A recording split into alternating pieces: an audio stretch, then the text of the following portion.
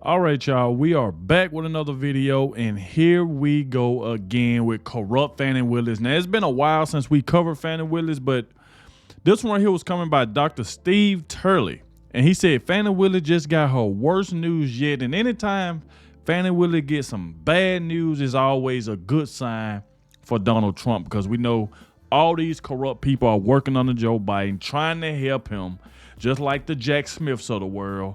Fani Willis, as we speaking of now, you know what I'm saying? Letitia James, all of these people are working under Joe Biden, trying to take down Donald Trump because they feel like it's going to be an easy pass for Joe Biden across the finish line, which is not going to work because everything they've been doing to Donald Trump is backfiring and backfiring badly.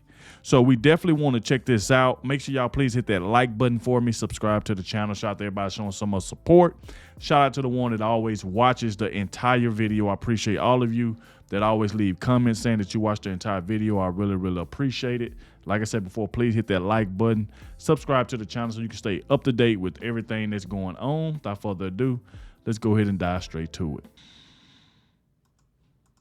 The Fani Willis case against President Trump is officially in tatters. We're going to see the latest development that just completely dashed the Democrats' hopes for yet another conviction. And then Donald Trump is in the building, and the former president getting a standing ovation from the assembled masses here at UFC 302. Donald Trump's fundraising continues to skyrocket as now the billionaire class is rallying to his defense. We're going to look at a potential civil war among the billionaire class and what it all means for the future of MAGA. Hey gang, it's me, Dr. Steve, your Patriot Professor, here to help you stay sane in these insane times. So make sure to smack that bell and subscribe button, and let's dive right in.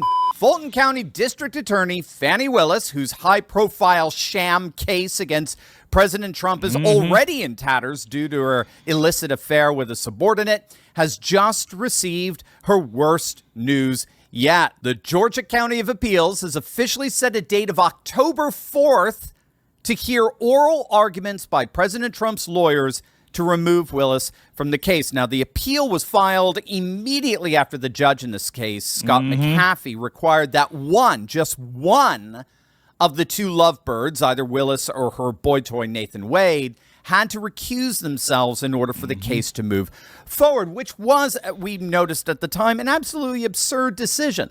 I mean, think it through. Judge McAfee basically said, you're both corrupt, so one of you has to go. That was crazy. You're both corrupt, but only one of you has to go. Well, the Trump team filed an immediate appeal of that decision that allowed Fani Willis to continue to prosecute the case. And that appeal has been granted, with arguments set to be heard in October. What does that mean? It means there is virtually no way this trial is going to see the light of day before November 5th, before the election, which of course means that the Democrats' hopes for another sham conviction against Trump have just been absolutely dashed, which means you could stick a fork in this Fulton County case at this point. It is basically dead. It no longer serves its purpose. And we may not even have to wait till October. The Supreme Court's immunity decision may kill this before the Georgia Appellate Court does. Remember, the Supreme Court is most likely going to rule that a sitting president cannot be prosecuted for anything that he has not been previously impeached and convicted of in the United States Congress. Congressional impeachment and senatorial conviction are the constitutionally prescribed ways of holding a president legally accountable. And if a president has not been impeached and convicted, the president cannot be subject to litigation after serving. Otherwise, we're going to descend into a banana republic where the law is intentionally weaponized against every single former president, including Democrat ones. So either way, it looks like Big Fani's days in the limelight are officially coming to an end, all as President Trump's prospects for returning to the White House are rising like never before. Wait until you see what's going on in the billionaire class. This is going to absolutely make your day. But first, gang, you know I'm very passionate about the fact that we can't rescue our nation if we don't first take care of ourselves. And health, I mentioned briefly yesterday about what appears to be a brewing civil war among the billionaires, the billionaire class. More and more billionaires are disassociating themselves from the liberal globalist regime and are openly aligning themselves with Trump. Yep. We got another one added to the list as of yesterday. Venture capitalist Doug Leon has publicly announced he'll be pouring tons of money into the Trump campaign, which, again, as we documented yesterday, is amassing a war chest never seen before in American politics, or politics anywhere for that matter. He wrote, quote, "I have become increasingly concerned about the general direction of our country, the state of our broken immigration system, the ballooning deficit, and the foreign policy missteps, among other issues. Therefore, I am supporting former President Trump in this coming election." Now, Leon is joining a growing list of billionaires who up until this point have been either silent or who were even back in the regime. Hillary in 2016, Biden in 2020. Something is afoot here. It appears we're seeing something of a civil war going on inside the billionaire class, where half of them seem to recognize that the world is going in a very different direction than Western liberal globalization, and they want to cash in on it by getting fully on board the Trump train. Now, as you would expect, Trump continues to crush it in fundraising. We talked about this on last night's live stream. The Trump campaign has officially raised over $141 million for the month of May. Right. See, that's the thing, though, because everybody see exactly what is going on. And that I've been saying this for the longest. Even some of the little shorts videos I've been doing, I'm like, look at all of these people, even people that was on the left, has just turned on them and said, you know what? I understand we don't like Donald Trump, but, I mean, come on, y'all doing them wrong. And you got Democrats that are saying this. Now you got Democrats that are donating lots of money to Donald Trump's campaign, which put him over $52.8 million in, like, I think it was like 24 hours. That right there is just insane. So people are waking up and they see the corruption. They see what this corrupt Judge Juan Merchan and Alvin Bragg them is trying to do, trying to make Donald Trump a felon, which they did. And now come July, they're going to try to jail him, to try to put that tag on him as well, saying that he's a felon and he's the president that went to jail. How can you vote for somebody like that? See, that's what they want to do and think that's going to stop people from voting for Donald Trump. But ever since they done did that, they done made it worse for themselves. I predicted this a while ago, even when Fani Willis did this mugshot on Donald Trump. That right there was just the tipping of the iceberg right there when the poll just went in Donald Trump's favor. The more you attack Donald Trump, the more he climbs in the polls.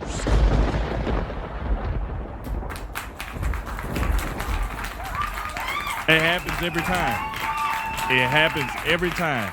The more you attack this man, and I don't see why, like, how come these Democrats, how come they don't see this? They should get to the point for where they want to stop attacking Donald Trump. They want to get to the point where they don't want to put him in jail.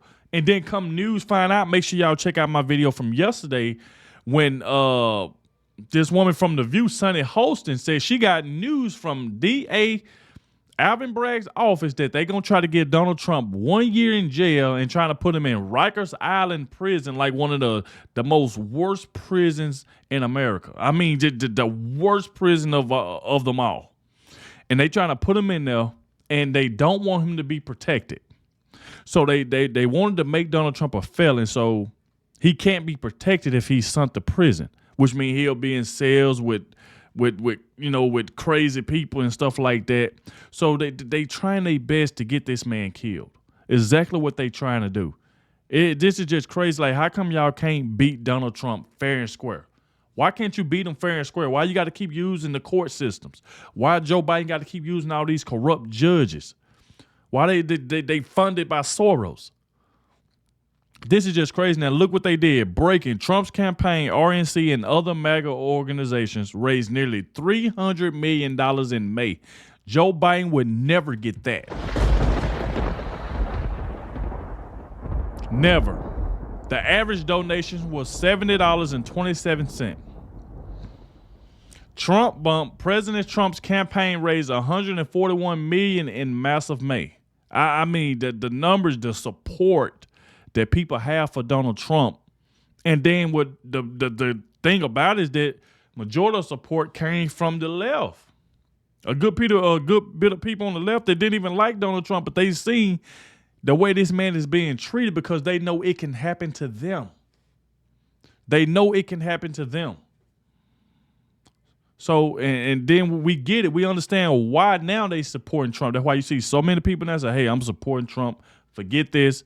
If you was a Democrat and you see what they're going through, because that make you part of that. Because that mean that if you still a Democrat and you see what they doing to Donald Trump, you supporting what they doing to him.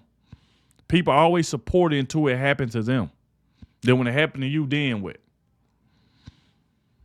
So let's keep it going, though. Last night's live stream, the Trump campaign has officially raised over $141 million for the month of May. $141 million. And that doesn't include the Saturday and Sunday fundraising a few days back. Remember, in those 3 days after the verdict on Thursday night, Trump raised upwards of $200 million, largely with the help of a $100 million donation coming from the Israeli-American billionaire Miriam Adelson, who's the wife of the late casino magnate Sheldon Adelson. Wow. She donated more than $100 million to Trump's campaign. Have anybody ever donated that much money to Joe Biden's campaign? I tell you now, no. No. Joe Biden will never get that. So he can do that little dumb smirk that he always does. And he tried to do after he knew he had something to do with Donald Trump being convicted. He knew it. But this woman donated more than $100 million to Donald Trump's campaign because she see exactly what's going on. Just like the rest of us see it. But yeah, you got MSNBC, you got Rachel Maddow and all these people sitting over there happy and stuff. I mean, it just sickening just to see these people to be happy that for somebody who ain't done nothing wrong go to prison or go to jail or be a felon when that man shouldn't even be a felon. He's not a felon. But they wanted to put that stamp on him just so Joe Biden can call him that the whole entire time. And she reportedly pledged $100 million to the Trump campaign over the weekend. So I think they're including about the $70 million from that weekend haul in their May total. May ended, of course, on Friday. So Trump raised $141 million for the month of May. And then outside groups at the same time, MAGA groups supporting President Trump, raised an additional $150 million. Yep. So all told, Trump and Trump supporting organizations have raised nearly $300 million. And this is nothing. By the end of this, Trump should be sitting on a war chest of literally billions of dollars. Money that could be spent on TV ads, voter registration, ballot harvesting initiatives, get out the vote campaigns in every single swing state, poll worker recruitment, precinct worker recruitment, lawyers for election integrity, you name it. Yep. This is going to be utterly epic. And the irony in all of this, if you step back and think about it, the irony here is that this all happened as a direct result of the fallout from the Democrats' pathetic attempts at taking Trump out through weaponizing the legal system. And so if we take a step back and take in the larger picture here, whether it's the blowback from the sham conviction in Manhattan or the collapse of the clown show in Fulton County, either way, President Trump, amazingly, seems to always come out on top. Here's your opportunity. Wow. Shout out to Dr. Steve for another great video, man. Wow. So seemed like Fani Willis got some bad news. She did not want to hear that. So hopefully this woman is removed in October. I hope she be removed. She need to be gone because, like I said before, I was upset with Judge McAfee because I feel like he did all of this stuff just to be reelected and stuff like that when he know good well he should have removed Fani Willis. And then how is this right here? How you going to allow her to remove Nathan Wade when she the one who hired Nathan Wade, which means she should have been the main one removed. Fani Willis should have been the main one removed because she was the one that hired Nathan Wade. But yet he let her choose what she wants to do. Oh, well, Fani, you can stay in your office, but you must remove Nathan Wade. She wasn't going to leave Nathan Wade on the case. We already knew what she was going to do. That's why Nathan Wade came out the same day that the judge, made that statement and just removed itself. That was easy. So, like I said, this right here is just crazy.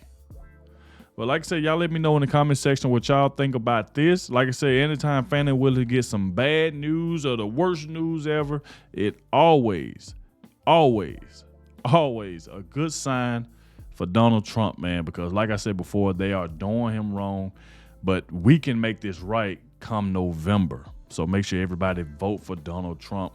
And I want everybody to put in the comment section, Trump 2024. Thank you all for watching, and I'll catch y'all in the next one.